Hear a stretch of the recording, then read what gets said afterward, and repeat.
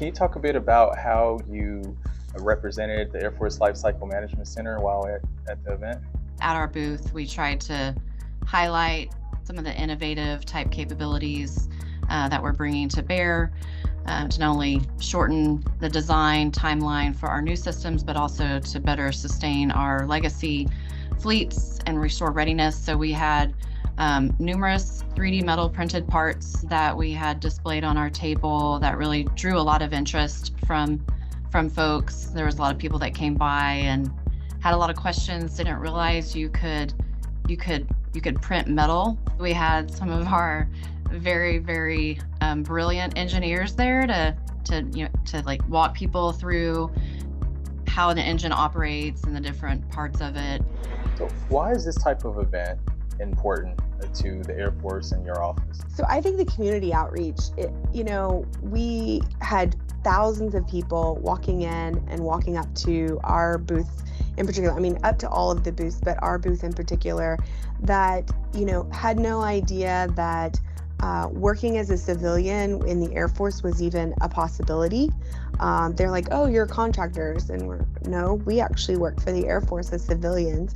And so got the opportunity to really, inform the community on job opportunities, but also our mission and what we do. There was a big focus there at EAA on women in the aviation industry. And so I had somebody stop me and that was at a booth, and she said, well, what do you do? Because we all had matching shirts on, and she was like, what do you do?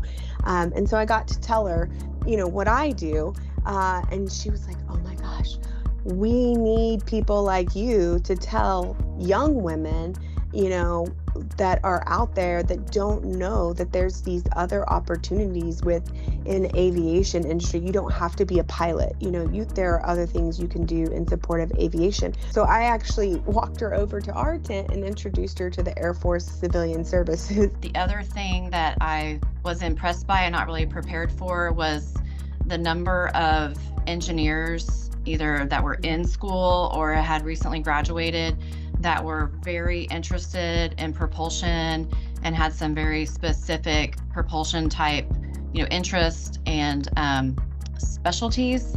And they came ready with resumes, and they were talking to our chief engineer and our, lead engineer for the Center for Propulsion. And it was a really wonderful way to recruit folks that were just interested in aviation in general. And then I think personally for us, it also allowed us to network kind of internal to AFMC. Yeah. And I would just say that the folks from AFMC that pulled this together did an amazing job.